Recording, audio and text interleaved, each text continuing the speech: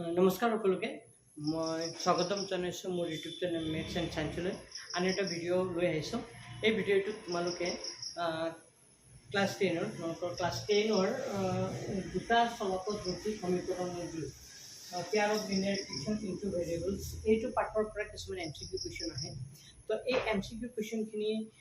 কেনেকৈ কৰিব পাৰি আৰু MCQ কুৱেশ্যনখিনি কৰাৰ আগত তোমালোকে এইকেইটা ফৰ্মুলা জানিব লাগিব। এই তিনিটা ফৰ্মুলা যদি তোমালোকে জানা তেন্তে এইটো পাঠৰ পৰা যেনেকুৱা ধৰণৰ MCQ নিৰ্দেশ তোমালোকে ধুনীয়াকৈ কৰিব পাৰিবা। ঠিক আছে, তো প্ৰথমতে মই MCQখিনি কেনেকৈ কৰিব পাৰি তাৰ ওপৰত ভিত্তি কৰি মই কেইটামান ফৰ্মুলা লৈ আহিছোঁ। ফৰ্মুলাকেইটা চাই লোৱা। প্ৰথম ফৰ্মুলাটো হ'ল যেতিয়া দুটা চলকযুক্ত ৰৈখিক সমীকৰণ তাত দুটা সমীকৰণ যদি থাকে, দুটা সমীকৰণৰ যিটো প্ৰথম সমীকৰণ থাকিব, প্ৰথম সমীকৰণটোৰ xৰ আগত যি থাকিব এইটো a1 বুলি কয়। দ্বিতীয় সমীকৰণটোৰ দুটা সমীকৰণ থাকে এনেকা 2x + 5y + 6 এইটো প্ৰথম সমীকৰণ আৰু ধৰা এনেকা আছে 3y + 8 এনেকা দুটা সমীকৰণ আছে বুলি ভাবিবা। তো xৰ আগত যি থাকিব এইটো a1, xৰ আগত যি থাকে এইটো b1 আৰু বাকীটো কি বুলি কয় c1। আৰু তেনেকৈ দ্বিতীয় সমীকৰণটোৰ xৰ আগত যি থাকিব এইটো a2, yৰ আগত যি থাকিব এইটো y2 আৰু বাকীত যি থাকে এইটো c2 বুলি কোৱা হয়। এইখিনি জানাই তোমালোকে, কিন্তু তোমালোকে এই চৰ্তটো হ'ল এইটো যে দুটা সমীকৰণৰ a1 থাকিব, b1 থাকিব, a2 থাকিব, b2 থাকিব। তো তাৰ ওপৰত ভিত্তি কৰি কি হয় লেখ আঁকা হয়, আৰু লেখবোৰ কেনেকুৱা হয় আমি এই চৰ্তটো চাই পিনে ক'ব পাৰোঁ। তো প্ৰথম চৰ্তটো হ'ল এইটো যে a1/a2 not equal to b1/b2। যদি a1/a2 not equal to a1/a2 not equal to b1/b2 হয়, তেতিয়া ৰেখা দুটাৰ পৰস্পৰ কটাকাটি কৰিব। মানে যি দুটা লেখ হ'ব, লেখ দুটালে এনেকা কি কৰিব, কটাকাটি কৰিব। বুজি পাইছা? এইটো হ'ল প্ৰথম চৰ্ত। ছেকেণ্ড চৰ্তটো হ'ল যদি গোটেইকেইটা সমান হয়, a1/a2 সমান, b1/b2 সমান, c1/c2 গোটেইকেইটা যদি সমান হয়, তেতিয়া ৰেখা দুটাল কি হৈ যাব, মিলি যাব। তাৰমানে এনেকুৱা কথা, যি দুটা লেখ আঁকিবা, ধৰা এইটো এটা লেখ আঁকিলা আৰু এই লেখটোৰ ওপৰত কি হ'ব, আৰু এটা লেখ হ'ব, মিলি যাব। এটাৰ ওপৰত আনটো কি হৈ যাব, মিলি যাব। থাৰ্ডটো হ'ল যে a1/a2 সমান b1/b2 not equal to c1/c2 হ'লে ৰেখা দুটালৈ সমান্তৰাল হ'ব। যি দুটা লেখ হ'ব, লেখ দুটাল কি হ'ব, এটা সমান্তৰাল হ'ব। ঠিক আছে, লেখ দুটাল কি হ'ব, সমান্তৰাল হ'ব। তো এইটো হ'ল লেখৰ কথা। এইকেইটা চৰ্তৰ ওপৰত লেখটো কেনেকুৱা হ'ব আমি ক'ব পাৰোঁ। যে ৰেখা দুটালে পৰস্পৰ কটাকাটি কৰিব, এইটো চৰ্ত হ'লে। এইটো গোটেইকেইটা সমান হ'লে কি হ'ব, ৰেখা দুটাল কি হৈ যাব, মিলি যাব এটাৰ ওপৰত আনটো। আৰু থাৰ্ড চৰ্তটো হ'ল গোটেইকেইটা প্ৰথম দুটা সমান, ছেকেণ্ড থাৰ্ডটো যদি সমান নহয়, a1/a2 সমান b1/b2 not equal to c1/c2 হ'লে ৰেখা দুটাল কি হ'ব, সমান্তৰাল হ'ব। পিছত এইটোৰ ওপৰত ভিত্তি কৰি আকৌ এইটো আহিল সমান্তৰাল থাকিব নে নাথাকিব এইটো চাব পাৰি। যদি a1/a2 not equal to b1/b2 হয়, তেন্তে এটা অদ্বিতীয় সমান্তৰাল থাকিব। অংকত লাগিবই। তোমালোকে লেচনটো যদি পঢ়িছা, তোমালোকৰ স্কুলৰ ছাৰে যদি পঢ়াইছে স্কুলত, তেতিয়া গম পাবা যে a1/a2 not equal to b1/b2 হ'লে এটা অদ্বিতীয় সমাধান থাকিব। গোটেইকেইটা সমান হ'লে কি থাকিব, অসীম সংখ্যক সমাধান থাকিব। আৰু যদি প্ৰথম দুটা সমান হয়, not equal to c1/c2 হয়, তেতিয়াহ'লে কোনো সমাধান নাথাকে। কেনেকৈ মনত ৰাখিব লাগিব যে a1/2 not equal to b1/b2 হ'লে হ'ব এটা অদ্বিতীয় সমাধান থাকিব। গোটেইকেইটা সমান হ'লে এটা অসীম সংখ্যক সমাধান থাকিব। আৰু যদি প্ৰথম দুটা সমান হয়, তৃতীয়টো সমান নহয়, কোনো সমাধান নাথাকে। আৰু এইটো চৰ্ত হ'লে কি হ'ব, সংগত হ'ব। সমাধান থাকিলে সংগত হয়, সমাধান নাথাকিলে অসংগত হয়। তেনেকৈ মনত ৰাখিবা। এই দুটা সংগত হ'ব, কাৰণ সমাধান যিহেতু থাকিব, ইয়াত নাথাকে, তাৰ মানে এইটো অসংগত হ'ব। এটা কথা হ'ল তোমালোকৰ ইয়াৰ ওপৰত বেছ কৰি MCQ আহিব। ঠিক আছে, তো এইখিনি চৰ্ত তোমালোকে কি কৰিবা, এখন তোমাৰ পঢ়া টেবুলটো যে আছে তাত তেনেকৈ কাগজত লিখি পঢ়া টেবুলটোত মাৰি ল'বা আৰু সদায় এবাৰ চাবা। প্ৰতিটো লেচনত তেনেকৈ কিছুমান ফৰ্মুলা আছে, তেনেকুৱা ফৰ্মুলাবোৰ লিখি ল'বা। আগৰ পাঠটোতো মই কৈছিলোঁ কেইটামান ফৰ্মুলা, এইটো পাঠৰো কেইটামান ফৰ্মুলা আছে। তো এইটো ছেকেণ্ড চেপ্টাৰৰ পৰা আহিছোঁ। মই কৈছোঁ আগত কৰাইছিলোঁ, মই বহুত পাঠটোৰ পৰা কৰাইছিলোঁ। তাৰ পৰা ফৰ্মুলাখিনি লিখি ল'ব দিছিলোঁ, তোমালোকে লিখি ল'বা আৰু ঘৰৰ পৰা বহি এখনত এইবোৰ প্ৰেক্টিছ কৰিবা। আৰু এই ফৰ্মুলাটো তোমালোকে পঢ়া টেবুলৰ আগত লগাই ল'বা ধুনীয়াকৈ। তেতিয়া প্ৰতিটো পাঠৰ পৰা তেনেকুৱা ফৰ্মুলাখিনি জানিলে আমাৰ যেনেকুৱা ধৰণৰ MCQ নিদিয়ক কিয় আমি পাৰিম। ঠিক আছে, তো ষ্টাৰ্ট কৰিছোঁ। এটা মেথছ কৰিছোঁ, মই এটা কৰি দিওঁ ইয়াৰ ওপৰত। চৰ্তখিনি বৰ্ডত নাথাকে, মই মুচি দিব লাগিব। তো তোমালোকে লিখি ল'বা আৰু অংকটো মই এতিয়া বুজাম, তোমালোকে বুজিবলৈ চেষ্টা কৰিবা। ঠিক আছে, এটা কৰিব চেষ্টা কৰিছোঁ, চাই যোৱাচোন। ওপৰখিনি মুচি দিছোঁ। ইয়াৰ ওপৰত ভিত্তি কৰি মই আৰু এটা ভিডিঅ' লৈ আহিম পিছত মই আজি দুই এটা কৰি দিছোঁ চাই দিয়ক কেনেকৈ আহে পৰীক্ষাত প্ৰশ্নটো পৰীক্ষাত তেনেকৈ আহিব প্ৰশ্নটো চাপ'জ এটা প্ৰশ্ন আহিছে 3x + 5y = 3, 6x + ky = 8 সমীকৰণ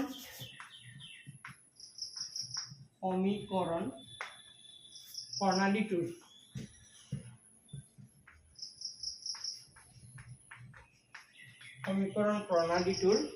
কোনো সমাধান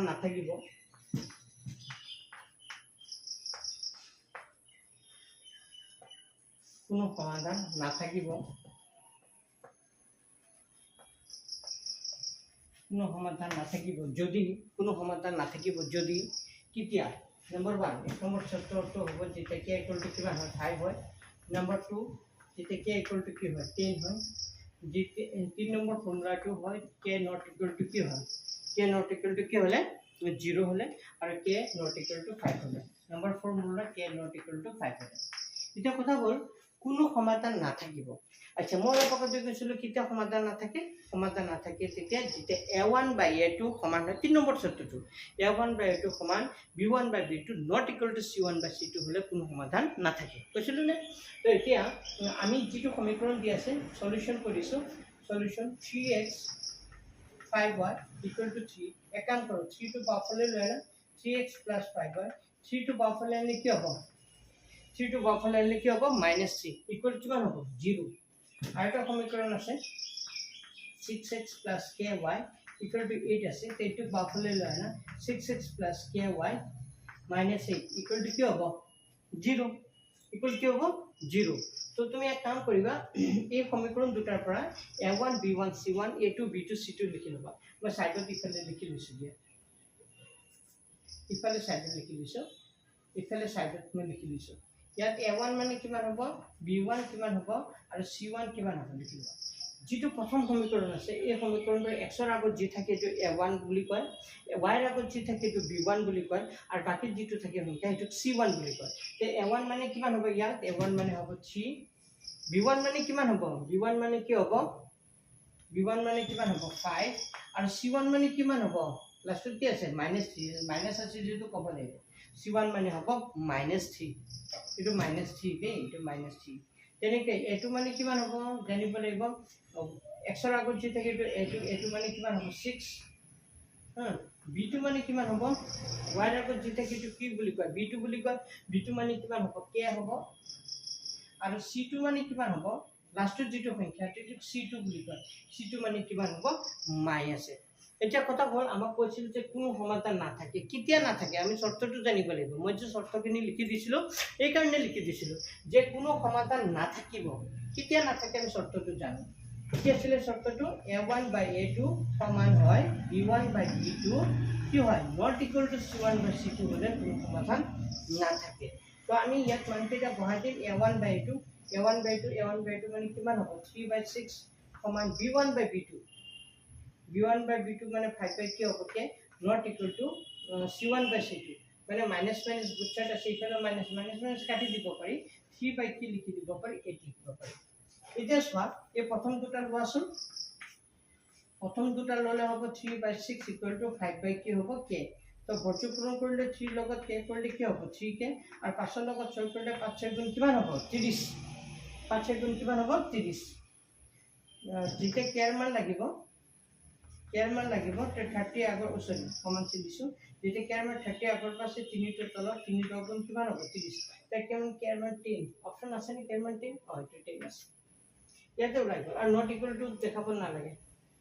বুজি পাইছা k = যেটো 10 পাই গ'লো তে আনসাৰটো হ'ব k = 10 k ৰ মান যদি 10 হয় তেতিয়া পৰ্যন্ত সমীকৰণটোৰ কোনো সমাধান নাথাকে এটো কি ইমান শৰ্টকাটকে কৰি দিলে আৰু not equal to চাব পাৰা তুমি 5/k not equal to 3/8 আছে তো কৰি চাব পাৰা 3 লগত k কৰিলে 3k not equal to 3 গুণ 24 তে k equal to not equal to 24/3 তে k not equal to 8 k not equal to 8 আছে নেকি অপচন নাই তাৰ মানে k equal to 10 যেটো আছে তুমি এটো টিক মাৰি দিবা থাৰ্ড অপচনটো হ'ব k equal to 10 বুজি পাইছা শৰ্তটো কিমানে টাইসেল নাই জানো ঠিক আছে বুজি দিছে আৰ আৰু এটা ট্ৰাই কৰিছোঁ ঠিক আছে নেক্সট ভিডিঅ' আৰু নেক্সট আৰু এটা অংক কৰিব লৈছোঁ লিখাচোন এইটো আহিছে নম্বৰ 2 2024 আহিছিল দেই মেট্ৰিকত এইটো 2024 মেট্ৰিকত আহিছিলে এনেকুৱা এটা আহি পৰীক্ষা প্ৰশ্নটো হ'ল কি x + 2y = 5 আৰু 3x + y = 1 ৰৈখিক সমীকৰণটোৰ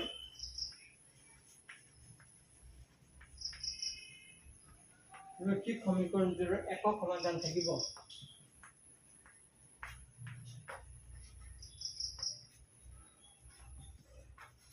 ৰৈখিক সমীকৰণটোৰ একক সমাধান থাকিব কেতিয়া থাকিব যদি অপচন দি আছে k = 0 হয় অপচন দি আছে k ≠ = 6 হয় অপচন 3 দি আছে k = 2 হয় অপচন 4 দি আছে k = কিমান হয় 3 k = কিমান হয় 3 এটা কথা হ'ল যেটো সমীকৰণ দি আছে সেই সমীকৰণটোৰ পৰা a1 b1 c1 আৰু a2 b2 c2 উলাই ল'ব লাগিব তো ইয়াত কি দি আছে সলিউশন যেটা কৰিবা kx + 2y = 5 আছে তো 5 টো বাফালে লয় না kx + 2y ওপৰৰ 5 টো বাফালে লিখি হ'ব -5 = কিমান হ'ব 0 আৰু এটা সমীকৰণ আছে সমীকৰণটো আছে 3x + y = 1 তো কাম কৰা 3x + y ওপৰৰ ৰাউন্ডটো বাফালে লিখি হ'ব -1 = কিমান হ'ব 0 ঠিক আছে তো ইয়াত a1 মানে কিমান হ'ব x ৰ আগত যি থাকে তো a1 মানে k b1 মানে কি হ'ব y ৰ আগত থাকিব তো b1 মানে 2 আৰু c1 মানে হ'ব -5 তেনেকৈ a2 মানে কিমান হ'ব 3 তেনেকৈ b2 মানে কি হ'ব 1 y ৰ আগত যেটো 1 আৰু c2 মানে কিমান হ'ব -5 আৰু c2 মানে কিমান হ'ব -5 বুজি পাইছে চাগে এটো মাইনাস কাটিও দিব পাৰি দুটাৰ আগত মাইনাস আছে কাটি দিব পাৰি তো আমাক কৈছে একক সমাধান বা অদ্বিতীয় সমাধান কেতিয়াবা একক সমাধান বুলিও কয় বা কেতিয়াবা তোমালোকক কি বুলি ক'ব পাৰে প্ৰশ্নটো অদ্বিতীয় সমাধান তো অদ্বিতীয় সমাধান কেতিয়া থাকে শিকাইছিল শৰ্তটো আছিল এইটো শৰ্তটো আছিল a1 / a2 ≠ b1 / b2 যদি এইটো শৰ্ত হয় তেতিয়া হলে সমীকৰণটোৰ অদ্বিতীয় সমাধান থাকে তো a1 / a2 ≠ b1 / b2 তে a1 / a2 মানে কিমান হ'ব a1 / a2 মানে কিমান হ'ব 3 ওপৰত হ'ব a2 মানে কি হ'ব 3 সৰি a1 মানে কি আছে k a2 মানে কিমান আছে 3 সমান নহয় ≠ সৰি b1 / b2 b1 মানে আছে 2 b2 মানে কিমান আছে 1 তো বৰ্গ পূৰণ কৰি দিয়া 1 ৰ লগত k পূৰণ কৰিলে কি হৈ যাব 1 ৰ লগত k পূৰণ কৰিলে কি হ'ব k ≠ 3 ৰ লগত 2 কৰিলে 6 k ≠ 6 আছে কি অপচন আছে k ≠ 6 এইটো বুজি পাইছো সব অংক এই ফৰ্মুলাটোৰ ওপৰত ভিত্তি কৰি আহিব তো ফৰ্মুলাটো যে লিখি দিছো এইটো খুবই ইম্পৰ্টেন্ট ফৰ্মুলা এইটোৰ ওপৰত ভিত্তি কৰি আহিব ঠিক আছে তো নেক্সট আৰু এটা অংক দিছো আৰু এটা শর্ত দিছো লিখি দিছো ঠিক আছে লিখা এইটো 2024 আহিছিলে এই প্ৰশ্নটো 2024 আহিছিলে আৰু আজি আহিছে নেক্সট কোৱেশ্চনটো লিখা যদি a1x + b1y + c1 = কি হ'ব 0 this is c1 De c1 আৰু আৰেকটা সমীকৰণ আছে a2x + b2y + c2 = 0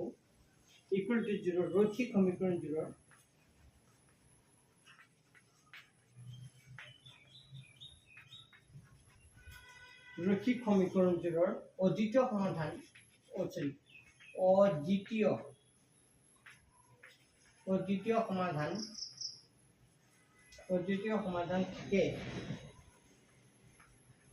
অদ্বিতীয় সমাধান থাকে তেন্তে শর্ত সমীকরণ কেটে দিয়েছিল অপশন কেটে দিয়েছিল a1 b2 a2 b1 সব শর্তটো কেনেকৈ দি দিছে a2 b1 not equal to a1 b2 a1 c2 a2 c1 4 number অপশ্যনটো দি আছে B1 C2 B1 C2 okay not equal to B2 C1 এই 4টা অপশ্যন দি আছে তো আমি জানো যে রৈখিক সমীকরণ অদ্বিতীয় সমাধান কেতিয়া থাকে আমি শর্তটো জানো আমার শর্তটো হল এইটো a1 by a2 not equal to b1 by b2 এইটো শর্ত হলে কি থাকে অদ্বিতীয় সমাধান থাকে বা একক সমাধান থাকে তো অদ্বিতীয় সমাধান থকা শর্ত এইটো a1 by 2 এতিয়া সৰ্বোচ্চ পূৰণ কৰিলে কি হ'ব কোনটো হ'ব এইটো এইটো আৰু এইটো পূৰণ হ'ব এনেকুৱা ওপৰত সৰ্বোচ্চ পূৰণ কৰিছো আমাৰ যেটো এনেকা ভগ্নাংশ দিয়া নাই দিছে জানো নাই দিয়া আমাৰ পূৰণ কৰাৰ পিছত যেটো এইটো দিছে তো পূৰণ কৰিছো এইটো b1 নট ইকুয়াল টু কি হ'ব a1 কি হ'ব b2 এইটো আৰু এইটো কি হ'ব b1 not equal to a1 কি হ'ব b2 অপশন আছে নেক্সট এইটো b1 not equal to a1 b2 আছে তো এইটো কারেক্ট অপশন কি হ'ব 2 ঠিক আছে নেক্সট ভিডিওতে আৰু কেইটামান কোৱেশ্চন লৈ আহিম মই তোমালোকৰ কাৰণে আজি ভিডিওটো ইমান থেংক ইউ